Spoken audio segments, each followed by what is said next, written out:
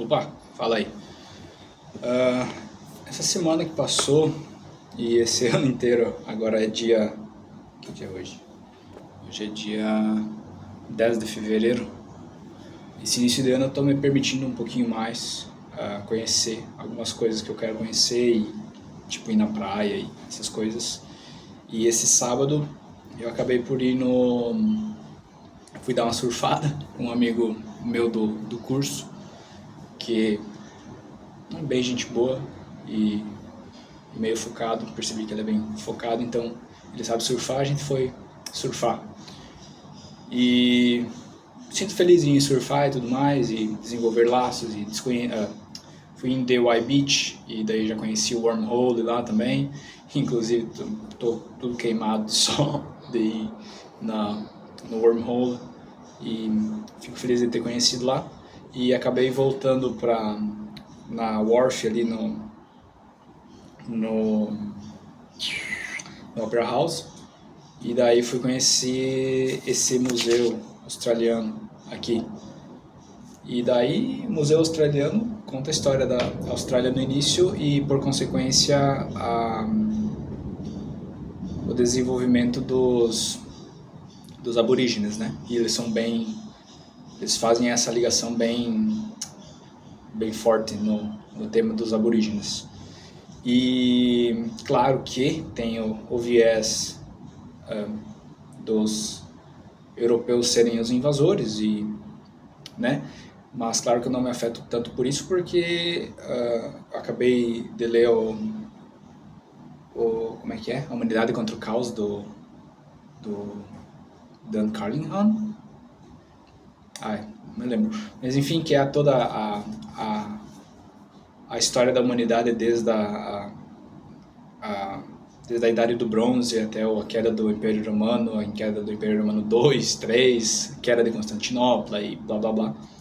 Então é difícil pregar minha atenção em vitimismo, digamos assim, os europeus são os malvados e os aborígenes já estavam aqui, e sabe? E daí a maioria dos vídeos e relatos e histórias que tem lá contam sobre o ponto de vista aborígene, né? Para eles resgatarem essa história. E acabou que os vídeos não me interessavam muito, né? Porque quando eu vi assim, beleza, aqui tem um viés, então, ok. E daí acabou que eu assisti que conta a história de 3 ou 4 aborígenes específicos. E as histórias deles são bem diferentes. Então, os europeus chegaram aqui na Austrália, e não vou me lembrar nomes agora, mas enfim, que eles tentaram fazer as colônias, né, aqui em New South Wales, e tentaram cultivar laços com os aborígenes, né?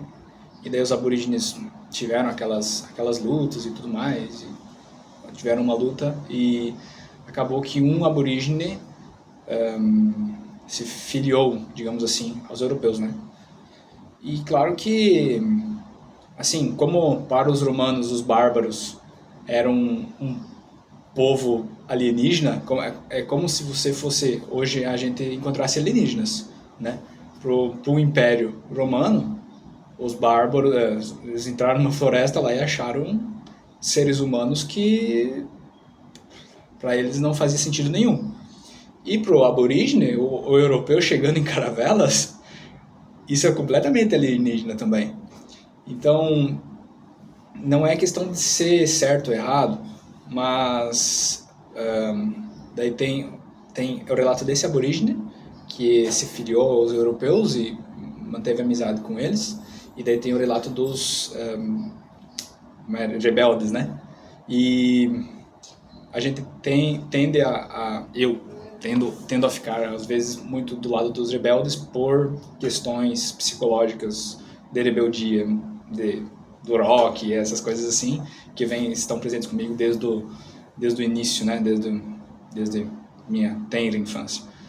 E acabou que eu prestei atenção no vídeo, ele é um vídeo de acho que uns 30 minutos. E eu pensei, cara, esse vídeo me chamou a atenção, porque me pense em quantas coisas te prendem a atenção por mais de 20 minutos hoje. Numa velocidade normal, hein? Não pode acelerar. Deixa eu ver. E no fim, esse aborígene se filiou aos europeus, e daí os europeus levaram ele lá para Inglaterra. Inglaterra?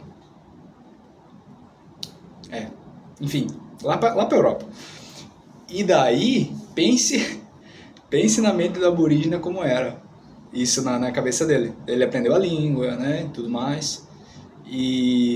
Mas o que aconteceu com ele, eu acho que é uma das coisas mais tristes que eu mais quero ter distância na minha vida. Porque assim, em conclusão, ele serendeu, adotou, digamos assim, uma perspectiva de uma nova sociedade que impôs as regras e condutas totalmente diferentes do que ele queria, do que ele era, né? E não vou entrar no mérito se ele achou conveniente ou se ele achou mais valoroso ou enfim, mas o que aconteceu foi uma nova cultura chegou na sua sociedade e estou fazendo um completo paralelo com a sociedade de hoje. Então, uma nova cultura chegou na sua sociedade, e essa cultura é muito mais poderosa do que a sua cultura anterior. Ela tem tentáculos que permeiam e controlam grande parte do que você faz ou deixa de fazer, ou enfim, e você sabe que ela é bem mais forte que você e que você não tem chance nenhuma de combater ela. E daí o que esse cara fez foi, beleza, não tem como eu lutar contra eles, vou me juntar a eles. E daí ele se juntou. E daí o que aconteceu foi que ele provavelmente teve os benefícios de ingressar nessa nova sociedade, de cultura, de, enfim, alimento e tudo mais, mas também trouxe para ele a doença, eu acho que é tífio, alguma coisa assim. Epóxio, acho que era... como é que é o nome? Aquela que dá as pintinhas? Enfim, catapora. E daí, enfim, que ele se transformou num aborígene europeu, né? Então ele mudou completamente todos os paradigmas dele. E daí daí ele foi para a Europa, e nessa ida para a Europa ele deixou toda a família dele aqui, né? A família inteira dele foi ele e um amigo dele. E olha que loucura, ele, não sei se ele entrou tanto na cultura, ou enfim, que para os europeus eles tinham que trazer um aborígene civilizado para ele mostrar que na Austrália eles estavam tendo sucesso com a empreitada deles de conseguir convencer os aborígenes a adentrar o império e, claro, conquistá-los de uma maneira mais fácil. E daí ele foi para a Europa, deixou toda a família aqui, e não sabia se ele ia voltar ou não, porque não sabia nem como é que era lá. Daí ele foi, e daí foi ele e um amigo dele, daí o amigo dele morreu de doença lá na Europa, e ele começou a descer, porque, tipo, pensou, cara, eu tô aqui na Europa, que é tudo legal, é uma coisa alienígena pra mim, tem comida que chega, tem tudo, né, do ponto de vista primitivo, que ele tinha antes, mas ele não estava feliz, né, e ele queria voltar. E daí quando ele voltou, digamos, não sei quanto tempo foi isso, sei lá, 1 ano, 2, mas nesse 1 ano, a Austrália, quem ficou no governo, porque foi o governador foi junto com ele, né, quem ficou no governo, ele, ao invés de tratar os aborígenes da mesma forma, eles começaram a expandir mais. E daí teve mais revoltas, e as revoltas queimavam os campos dos aborígenes, e os aborígenes queimavam os campos de milho, por exemplo, dos europeus, porque a terra era deles, né? E daí essa intriga começou a escalonar, e o governo europeu na Austrália começou a ser mais incisivo na conquista, digamos assim. E daí ele foi para a Europa, esse indígena, e quando ele voltou, não tinha mais família nenhuma para ele.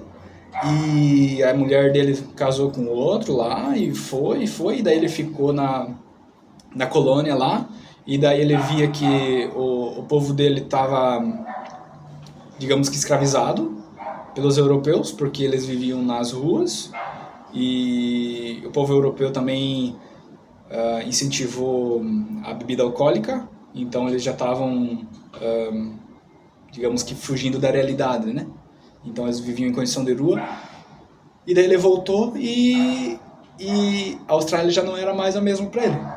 E tanto que, quando ele voltou, o governador, eu acho que ficou lá, ou ele morreu, não sei, que era o amigo dele. Ele ficou na casa, e o museu é na casa, o local é o mesmo, então ainda tem a primeira casa do governador da colônia, nesse lugar aqui. E daí ele falou, cara, isso aqui tá errado, mas ele demorou a vida inteira para ele voltar aos costumes originais dele. E daí ele voltou para a tribo dele, voltou para os aborígenes, e os aborígenes não reconheceram mais ele. E não aceitaram ele, mas ele era, por exemplo, entendeu? Ele já não fazia parte de nenhum círculo. E cara, você consegue pensar o quão triste que é isso? Você não saber quem você é mais cara, foi uma história assim muito que me pegou bastante, sabe? Que tipo, o cara tentou combater um negócio que ele, na verdade, se rendeu a um negócio que ele sabia que não era ele. E daí ele tenta voltar depois, mas ele já vacilou, entendeu? E eu acho que ele morre de velhice, ou enfim, sei lá do que ele morre, não consigo me lembrar agora, eu devia ter feito esse vídeo antes. Mas enfim, que me pegou bastante, entendeu? Ele acabou que a vida dele inteira ele viveu na mentira, por covardia de ser ele mesmo, de ser um aborígene. E quantas vezes a gente não faz isso, né? E eu tô lendo esse aqui agora, do Viktor Frankl, que é ele, do psicólogo, né? Que é ele lá no campo de extermínio de Auschwitz. E o que é o cara quando ele não tem mais nada, né? E ele fala aqui da mulher dele, a mulher dele já tinha morrido, mas ele pensava na mulher dele, inclusive. E no caso do Viktor Frankl, ele está sendo imposto a base de, né, ou você faz ou você morre. Mas quão diferente que é um campo de extermínio de uma colônia europeia para os aborígenes?